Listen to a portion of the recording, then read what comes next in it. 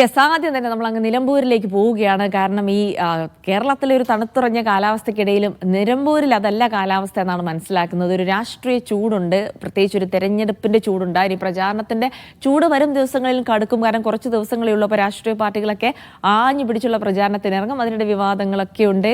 P V അൻവറുമായി ബന്ധപ്പെട്ട കാര്യങ്ങളുണ്ട്. അദ്ദേഹത്തിന്റെ നിലപാട് അറിയേണ്ടതുണ്ട്. അങ്ങനെ ഇന്ന് നിലമ്പൂരിൽ നിന്ന് വളരെ സജീവമായുള്ള വാർത്തകൾ പ്രതീക്ഷിക്കുന്ന ഒരു ദിവസമാണ്. നിലമ്പൂർ തെരഞ്ഞെടുപ്പിൽ UDF ക്യാമ്പിനെ സംബന്ധിച്ചിടത്തോളം ഇന്നൊരു നിർണായക ദിവസമാണ്. UDF-ഉമായുള്ള സഹകരണത്തിൽ പി വി അൻവർ ഇന്ന് നിലപാട് പ്രഖ്യാപിക്കും. ഒതായിലെ വീട്ടിൽ രാവിലെ 9-ന് വിളിച്ച വാർത്താ സമ്മേളനത്തിലാണ് അൻവർ നിലപാട് പ്രഖ്യാപിക്കുക.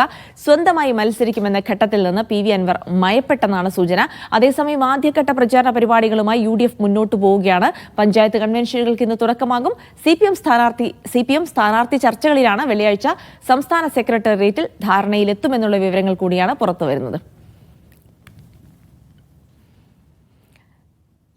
നിലമ്പൂരിലേക്ക് തന്നെ പോകാം. തത്സമയം വിവരങ്ങൾ അറിയാം. വിവരങ്ങൾ നൽകാനായി മുഹമ്മദ് അസ്ലം ചേരുന്നുണ്ട്. ഒപ്പം തന്നെ ജംഷീർ കൊടിഞ്ഞുണ്ട്. അദ്ദേഹം ആര്യാടൻ ഷൗക്കത്തിന്റെ വീട്ടിൽ നിന്നാണ്. ഒപ്പം തന്നെ അൻവറിന്റെ ഒതായിലെ വീട്ടിൽ നിന്നുകൂടെ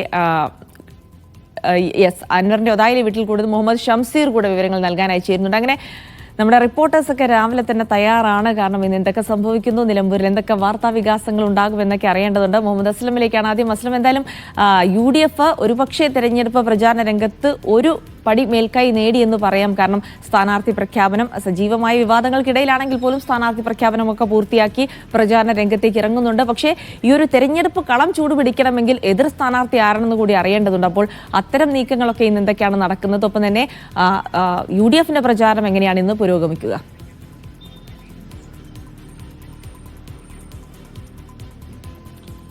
നിലമ്പൂർ സജീവമായ ചർച്ചകളിലേക്ക് തെരഞ്ഞെടുപ്പ് ചൂടുകളിലേക്ക് വന്നിട്ടുണ്ട്. UDF-നെ സംബന്ധിച്ചോളം UDF-ന്റെ സ്ഥാനാർത്ഥി പ്രഖ്യാപനം ആദ്യമേ പൂർത്തിയാക്കുകയും അവരുടെ ആദ്യഘട്ടത്തിൽ ഇന്നലെ UDF-ന്റെ നേതൃയോഗം ചേർന്ന് പ്രതിപക്ഷ നേതാവും KPC പ്രസിഡന്റും മറ്റു നേതാക്കളൊക്കെ വരികയും എങ്ങനെയായിരിക്കും തെരഞ്ഞെടുപ്പ് പ്രവർത്തനങ്ങളുടെ ഒരു രൂപരേഖ ഏകദേശം ഇന്നലെ ഉണ്ടാക്കിക്കഴിഞ്ഞു. ഇന്ന് അതിൻ്റെ പഞ്ചായത്ത് കൺവെൻഷനുകളിലേക്ക് കടക്കുകയാണ്. 3 പഞ്ചായത്തുകളിൽ നിന്ന് കൺവെൻഷൻ നടക്കും. പ്രതിപക്ഷ നേതാവും KPC പ്രസിഡന്റും സ്ഥാനാർത്ഥിയൊക്കെ തന്നെ പങ്കെടുക്കുന്ന രീതിയിൽ ആദ്യഘട്ട പ്രചരണ പരിപാടികളിലേക്ക് അവർ കടന്നിരിക്കുന്നു എന്നുള്ളൊരു വസ്തുതയാണ്. അതേസമയം തന്നെ അവരെ സംബന്ധിച്ചോളം ഇന്ന് വളരെ ഒരു നിർണായകമായ ദിനം എന്ന കാര്യത്തിൽ സംശയമില്ല. കാരണം അവരെ ഈ ഒരു തെരഞ്ഞെടുപ്പിലേക്ക് തന്നെ കാരണക്കാരനായ പി വി അൻവർ UDF-മായി സഹകരിക്കില്ലാത്തൊരു നിലപാട് കഴിഞ്ഞ ദിവസങ്ങളിൽ ഇന്നലെ എടുത്തിരുന്നു.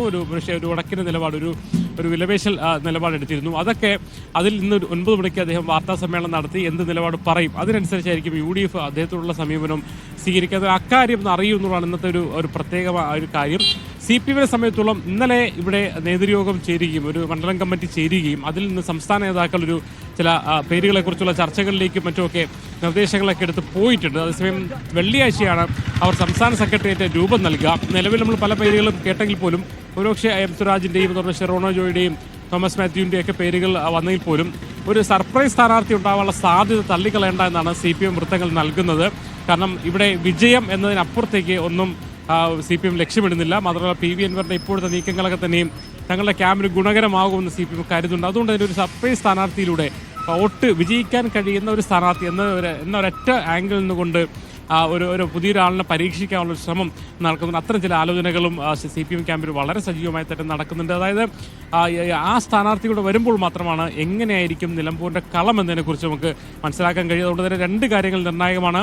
ഒന്ന്, പി വി അൻവറിൻ്റെ ഇന്നത്തെ വാർത്താ സമ്മേളനത്തിൽ എന്ത് നിലപാട് സ്വീകരിക്കും. ഇന്നലെ കുറേ കൂടി മുസ്ലിം ലീഗ് നേതാക്കളുമായി അദ്ദേഹം തന്നെ വന്ന് സംസാരിച്ച് കുറച്ചുകൂടി ഒരു മയപ്പെട്ട നിലപാടിലേക്ക് മാറിയിട്ടുണ്ട്. UDF കൃത്യമായിട്ട് നിലപാടെടുത്തിരിക്കുകയാണ്. സഹകരണം ഉള്ള ഒരു പാർട്ടി എന്ന നിലയിൽ, ഒരു അസോസിയേറ്റ് പാർട്ണർ എന്ന നിലയിൽ പി വി അൻവറിനെ സ്വീകരിക്കാം, അത് പ്രഖ്യാപിക്കുകയും ചെയ്യാം എന്ന കാര്യം അവർ റെഡിയായിരിക്കുകയാണ്. പക്ഷേ സമയം ആദ്യം സഹകരണം പ്രഖ്യാപിക്കേണ്ടത് പി വി അൻവർ ആണ് എന്നുള്ളതാണ്. അതുകൊണ്ട് തന്നെ ആ ഒരു തീരുമാനം എത്തിക്കഴിഞ്ഞാൽ UDF പ്രഖ്യാപിക്കും. അല്ലെങ്കിൽ UDF ഏതെങ്കിലും ഒരു ഘട്ടം വരെ, ഏറ്റവും അവസാന ഘട്ടം എന്ന് പറയുന്നത് പി വി അൻവർ മത്സരിക്കുക എന്ന ഘട്ടമാണ്.